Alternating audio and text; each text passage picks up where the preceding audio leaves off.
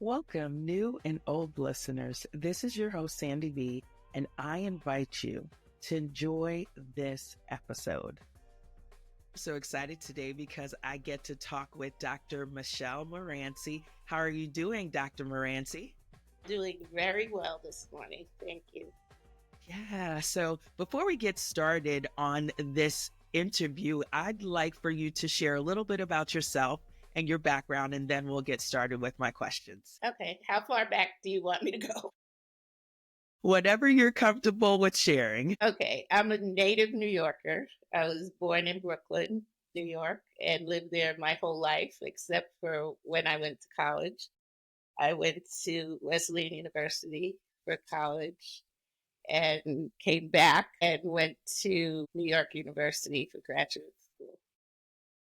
My hope was to go to University of Michigan, but I didn't get it. So I came back to New York. And I have 3 men, children, they're grown, and 2 grandchildren. I moved to Atlanta in 2014 now, and people ask me what brought me here because I lived in New York my whole life, and I tell them I ran away from New York. Basically, that's what I did. And I came to Atlanta. I didn't know too many people.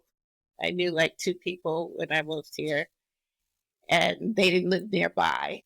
And I didn't have much money. So I ended up working at Jared because it was across the street from me, and I love jewelry. And then I got my license back. And because when you move from one state to the other, I had to get my license in Georgia, and that took a minute. And then I got my certification as a school psychologist in Georgia because they wouldn't take it from New York. Got a job with Fulton County Schools and worked there for 2 years and left because the workload was crazy. And did my private practice after that, and then decided I was going to run for school board and see what happened. And I won. Who knew? and Awesome. I love it. So let's talk a little bit about taking that leap of reinventing yourself, essentially, from your experience in the New York City Department of Education. You took a leap of faith to move here to Atlanta and embracing a new role and a different environment. Talk to me, what lessons did you learn from this transition? And then what advice would you share with someone who is wanting to make a transition and a change in their life? Well, I tell people don't retire the way that I did because I woke up on a Monday morning and my papers were in on Friday because I had enough. And I reached, well, a little background. Before that, I was working for a principal who was abusing me. It was horrible workplace abuse for 5 years. And when I finally was able to get out of that school because they weren't letting me move and he was trying to have me fired, which fortunately in New York City, it's really hard to fire a school employee. Plus, I didn't have any blemishes on my record except for the ones that he put in. And I got cancer for the second time right after I left that school. And that was what I was afraid of, that the stress might cause a recurrence because I had it like 13 years before. And just by chance, I found out that I had it again. And I had a double mastectomy. And after that, I was home recovering. And I woke up like the day before my birthday. And I was like, I'm done. and I put the papers in and I was out by Friday. And I had no plan. I knew that I couldn't stay in my house because I couldn't afford it once I retired because you only get half of your salary. What I didn't know was that it takes them minimum 6 months to figure out how much your pension payment is supposed to be. It actually took them over a year. And so I was living like really, really tightly and sold my house thinking that I would have that income. But I knew I had to move out of New York City because it was just too expensive. And I had a couple of friends here say, come to Atlanta, rent an apartment, see how you like it. And if you don't like it, you can go someplace else. But when I got here and was expecting to have money from the sale of my house, my ex-husband froze everything because he wanted all the money. And so that's how I ended up working at Jared, because I needed extra money. I wasn't getting my full pension. And now I didn't get the money that I thought I was going to get. So I had to get a job. And I worked at Jared and hated it. I'm not a retail person, I found out. I would tell, like I said, don't do it the way I did it. Make a plan when you're going to retire. Talk to HR, find out how long it takes them to get their stuff together, and how much money you think you'll need when you retire. And if you can afford to stay where you are, because let me tell you, moving after living in a house for 25 years, never again. It was horrible. And with 3 kids in the house for all those years, all their stuff it was horrible. But yeah, I would say don't do that. And I really did not have a plan. When I came to Atlanta, I thought that I wasn't going to do psychology anymore. I thought I wouldn't work in the schools anymore. I wasn't quite sure what I was going to do, but I didn't want to do that. And I ended up doing it again because I got a job doing that once I was certified, because school psychologists, there's a shortage. There's a national shortage. So I got a job working in Fulton County. I got jobs like through agencies. Even now, agencies are always calling me because there's such a big shortage. But now I can say, no, don't want to do it.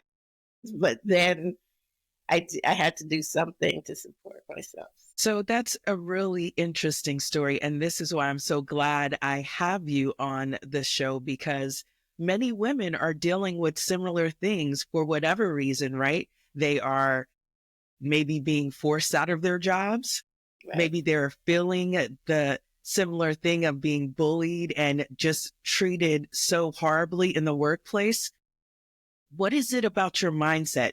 Even though you say you wouldn't encourage anybody to do it the way you did it, your mindset allowed for you to keep going. Yes. So I want to talk about that, because I think that's so important to share. You know, maybe my journey doesn't look like yours, but I can learn from the experience and how you chose to think about things. Because I mean, having a second diagnosis with cancer, knowing that, you know, you were having to make such drastic change in your life, how did you stay sane, honestly?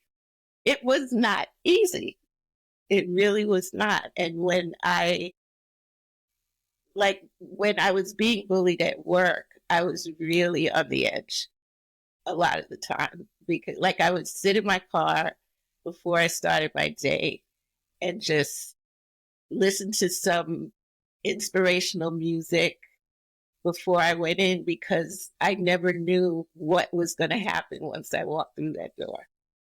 And when I was trying to get out of that school and I realized that the principal was calling other principals and telling them not to hire me, I was devastated, because I actually did get a job at another school. And then one day the principal just called and said, no, we're not going to use it.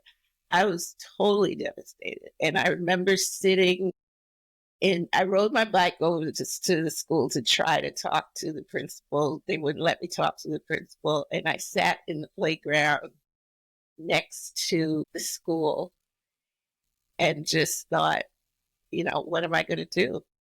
I was like, I could just, you know, go up on the roof of this building and you know, because I didn't know what to do. I could not see myself going back for another year to that school, and nobody was helping me. So I had to take it into my own hands. My friends were like, oh, you know, you'll be okay. Just, you could go through another. I wasn't okay at all. And I just had to take it into my own hands. And I said, you know what? I'm not going back there. And one day I just walked out because I said, you guys don't want me to be successful here. So I went in my office, I took my bag and I left. And when I got home, I just cried all afternoon because I felt like a failure. And there was nobody really saying, no, you're not a failure. It's this person who's got his own stuff going on, which I knew. But because I couldn't get past it, I couldn't fix it, I felt like a failure. My poor son, he didn't know what to do. He was sitting with me and he said, Mommy, I don't know what to do. And I said, I can't ask you to do anything. And I just had to cry it out and then pick myself up and figure out, okay, what am I going to do? And that's when I said, I'm walking out of this building. I can't. And I never went back. I only went back at the end of the year to get my personal stuff. And he had somebody watch me like I was going to take something from the Board of Ed. So, and yeah, just talking about it now, it was a really painful time. And I had to keep pulling myself up and doing a lot of prayer, a lot of, sitting down with myself and figuring out how can I get through this. I believe that it was through prayer that I got another school because I went to what they have is like a hiring hall where if they're overstaffed, you just go and wait there until somebody calls you. And somebody saw my name on the list. A principal saw my name who had worked with me. And she called me and she said, come on to my school, I need you. And she said, I know you're good. I know you can work with the parents. I'm not even worried about what he says because she had worked with him and she knew he was not right. So that's how I got out of there. And then when I got sick, I was just, it's too much. And I felt like I had to take care of myself by leaving because if it was so stressful that it made me sick, then I didn't need to be there. And I just took a chance, and it felt that morning when I woke up and I said, that's it, I'm out. It felt to me like I heard that voice that said, you're out and it'll be okay. So I just had to, that's how I do things. I think I follow that voice and it usually turns out okay. It may not be easy at first, but it turns out okay. I love that for so many reasons. Because there are so many times where we feel as if we're at our wit's end, and allowing ourselves to listen to that voice that I believe is the voice of God, that intuition that's telling us, you can do this. Mm-hmm. And I think sometimes we have the false belief that life is supposed to be easy, and nothing's ever easy. It's just us deciding that we're going to move forward and we're going to take those steps in spite of what we've been through, because we know, and literally it feels to me as if, based on what you shared, it's like you saved your own life by deciding to choose you.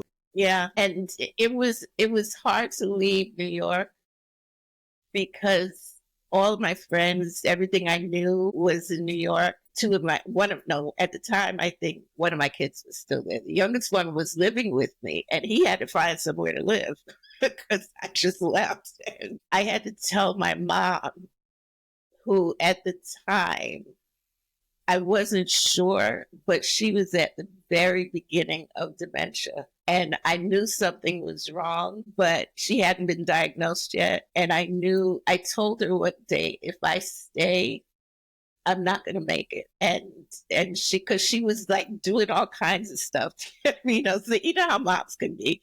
They stay stuff and you feel so bad. All right, I won't go. But I told her one day that I had to leave because I had to take care of myself. And that was the way that I needed to take care of myself. And she said, okay. because she had been through things in her own life and she didn't do that for herself. And I said, if you need me, I'll come back, but I can't stay here. And she got it. She wasn't happy, but she got it. And that was the hardest part. And then, being so far from her, watching her deteriorate over the years, that has been difficult. But, I'm the only daughter. So people say, oh, you're supposed to take care of your mother and all that. But I knew I couldn't do it. And you have to know yourself enough to know what you can and can't do. And I knew I couldn't do it. I just didn't have anything left. And I needed to give myself that time to heal. And it took a while. When I moved here and then my ex-husband froze all the money, that was just, okay, what am I going to do now? And the people that I met here, like one of my very good friends, two of them who I knew from elementary school lived here. And they were like, we got you, because I couldn't buy food. I could pay my rent, but I couldn't really buy groceries, and they helped me. And she said, we don't do that here. We don't let people suffer like that here. So she said, if you need help, you have to tell me because we'll help you. And I wasn't used to asking for help. I was the one, because I'm a mental health worker, I was the one who helped other people. So asking for help was really difficult. So yeah, let's talk about that a little. When we're afraid to seek help, right? Many people, especially Black women, right? You just explained it, have a hard time, and we struggle with the stigma of therapy and, asking for help. So how can we encourage more open conversations about mental health and what steps we can take to support in our own healing and those feelings of guilt and shame because we are in a particular situation? So what things would you say that we can do to help each other to be able to ask for help? My practice, I've been in practice for a long time, and most of my clients are Black women who are depressed. And what I've noticed over the course of my practice is that they're getting more comfortable asking for help. But the challenge I have is helping them to see a different way of life, of living. Because they and I tell them it's okay that you can't do this now, but we'll work step by step to help you adjust to a new way of living your life. And I want women to understand that asking for help, we don't have to carry the world on our shoulders all the time. Nobody can do that. You have to be able to say, okay, I can't do this anymore. I need help, or I need someone to talk to help me figure out how I can manage all these things. Because sometimes you're in a situation and you feel like you can't put anything down. When my kids were younger and I was divorced, I had teenage sons. I was working and full time. At one time I had 3 jobs because I was teaching as well as working all day. It felt like I couldn't stop doing anything. But what I tell women is even if you take half an hour a day to just be still or to do something that you love doing, you have to do it. And sometimes you get to a point where you don't even know what you love anymore. So you have to take that time to figure that out. Who was I before all of this? And, like for me, I got married so young. I didn't know who I was. So it took me some time to figure. I knew school. I knew how to do that. And I knew how to do it well. But other things I really didn't know about myself. I had to give myself the grace to find that out. So how do you actually do that? Like you said, so many of us have, like, what are the stats? Black women are the most educated. So Hmm. like you said, we definitely know how to educate ourselves, Hmm. but how do we find those things that bring us joy? How do we find ourselves again? What does that even look like? I think it just, when you're trying to take care of yourself, you got to try different things and see what sticks, because you may think you still like the things you liked when you were a teenager, and now, like, look, you're not hanging out all night anymore. Your Like, body just is like, no. we're not doing that. So you have to just try different things, and I think it's important to have a sisterhood, to have other women to talk to who can help you see when you might be going left a little bit, and that you can help. And you learn so much from the village, from the other women, that helps you. I think that is so important because, I mean, when I moved here to Atlanta, I didn't know that many people, and that was difficult. I felt really isolated because in New York, I started a book club like 20 years earlier. And we hung out together. We met every month. We talked about everything but the book. We went on retreats together. So we had that sisterhood. And if you have that, I think women are really good at that, talking to each other and helping each other. That's something that I think we have as women that men don't necessarily have. I love that for so many reasons because I feel as if that's exactly what we need. We need to really come together in our groups, in our book clubs, in our Hmm. women's ministry meetings, and have real impactful conversations to check in on each other, to talk Hmm. about, hey, I know you're experiencing this. How are you doing? To really Yeah. get to the core of what we're dealing with because we all are going through our own journey and just trying our best. But to do it in a silo, it's like I don't like to hear when women say, I just have to do it myself. You don't have to. You can Mhm. call on that sister. You can ask for help. So I'm so glad that you brought that up. So talk to me about well-being and some things that you do now after experiencing all these things and to see you and to hear your story. It's like, wow, this lady has achieved so much and has still can find peace and joy after all the things she's been through. So talk to me about well-being and what does that mean to you at this stage in life?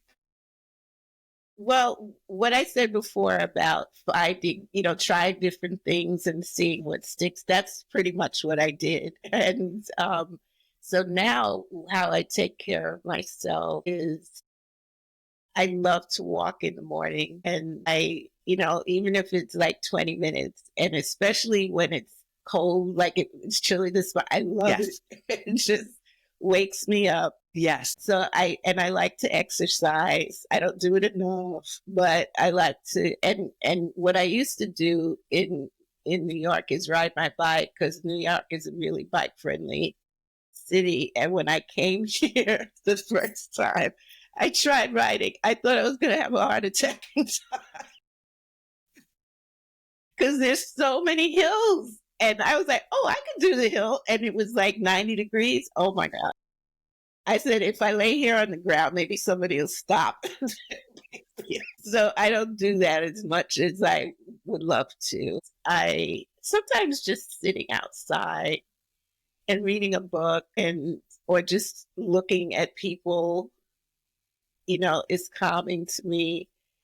And going out to dinner with a friend, or I have a couple of people who we will have brunch once a month. At night, I like to knit too. So I joined the knitting ministry at my church. So we make scarves for people who don't have, and they get them out at the beginning of winter. So that's that. I love to knit. I make things for my friends' kids, and um, And I think what it is the repetitiveness of it calms my spirit. And I just, like, over the years, I found things that I like, and I found what I don't like. So then you have to do it again if you find you don't like it. That's it. I really appreciate that. I too love being outside. I love getting in my early morning walks. I think that is so therapeutic. Mhm. And my mom is a knitter. And so she talks about, like, one of my cousins just had a baby and she knitted the hat and she has the blanket and that's her thing. And she's always kind of done that. And so I think it's so important, like you said, to find that thing. You have to discover new things. And I love riding my bike too. And I have Yeah. experienced that. These hills are serious. Wow. Oh my gosh. And the weather, it's the heat is different here Yes, than it is in New York. it So I was is. like, oh, it's 90 degrees. I could go ride my bike. You don't want to do that. Don't do that at 12 o'clock in the afternoon. Exactly. I so enjoyed talking to you. Thank you so much for sharing your story of, I believe, influence and just perseverance through everything that you've been to decide that you matter. And because you matter, you made the change for you. And like you said, you wouldn't encourage anybody to do it the way you did it, but it worked for you and it essentially saved you and Yeah. provided for you to have this new life. So I'm so grateful. And I appreciate your service because we didn't talk too much about what you're doing on the school board, but to know that after all these years, you are still motivated to serve the community, Yeah. to me, I think is awesome. Yeah. I had to understand that about myself. That's something new that I learned. You like serving other people. So I never looked at it that way Yes, before. But recently I was like, yeah, that's probably what it is. So I always go back to it. I appreciate that. Thank you so much, Dr. Michelle Morancie. And I look forward to, I have to come hang out with you and get out in nature and walk with you one Yeah. of these times. I would love to do We that. need to go to Silver Comet Trail. Yes, I'd love to. So we're going to plan a date. Okay. You have All a right. good Thank you one. so much. This was fun.